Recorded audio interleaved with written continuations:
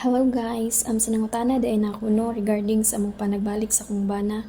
Actually guys, hindi ko naman ang tani dapat i-public kay private naman ni kayo. So since may nag-comment nangutana kung nagbalik ba di ay mi sa kong bana, oo guys, nagbalik mi. Oo kuya, nagbalik mi. Kay nihangyo man siya nga ayuhon lang namo ang among relasyon. Or base pa lang madala pa namo kayo among relasyon. Kung pwede ayuhon lang namo. So mao to guys, gitulon niya ang iyang tanang pride. Nagsorry siya sa ako or dili lang sa ako pati sa akong pamilya. Dahil sincere man siya sa iyang pagpangayo na kung pagpangayo og pasaylo, mao to nga ako siyang gitagaan og chance, gipasaylo na ko siya guys. Kay sa tinod lang guys, anugon man usab ang amo ang panagpuyo good. 9 years naming nagpuyo ato nga time. 9 years na, then may mga puntar na sad mi. So kung madayon gid nga nagbulag mi, anugon man ang pundar na mo nga sa ka pagpamilok mawala ra. So mao to guys, dili lalim mga mong kaagi guys, oy niagi pa mig barangay para sa maayos nga nagbulag namo, pero kay nadalaman og kana ang istorya nga magkabalik mi. So mao to guys nga gihatagan ako siya chance, nagbalik mi.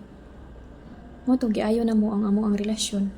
So gihimo na ko ni nga video guys para sa diri lang to para sa usa ka tawo, kundi para sa mga magtiayon or para sa mga may problema bitaw sa mag-asawa nga kana ang mahilig mag-post sa social media. Actually guys, lesson learned ko na ni guys na pag may problema mo sa imong bana or may problema mo sa imong pamilya, dili jud dapat nato i-public. Kay once i-public na to guys, pag nag-away mo, tapos pag nag-away mo, i-public mo, tapos pag nag-ayo mo, maulaw ka na guys, daghan na kayong tawo nga ma-involve. So mura na guys, advice na ko kung pwede, kung mag-away mo sa imong bana or sa imong pamilya, dili na lang jud i-public. Kay usa jud na sa kuang na tun-an nga dili kay addict ta sa social media.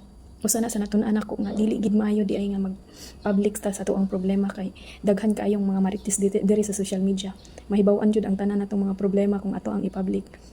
So kay tungod kay naay nangutanan ako sa comment, mo ni nga ako na lang ning giubra ang video para maathagan ang mga tawo nga gasige og pangutana sa amoa, or sa mga tawo nga gasige og kanang pang-judge sa amoa nga humana gabulag, humana giluwa itulon pagbalik. So mao ni ang masulti nako, pinakadakong advice ni guys, daghan kay makakuan ani, daghan kay maka relate aning istoryaha. Arna guys, bye, thanks for watching.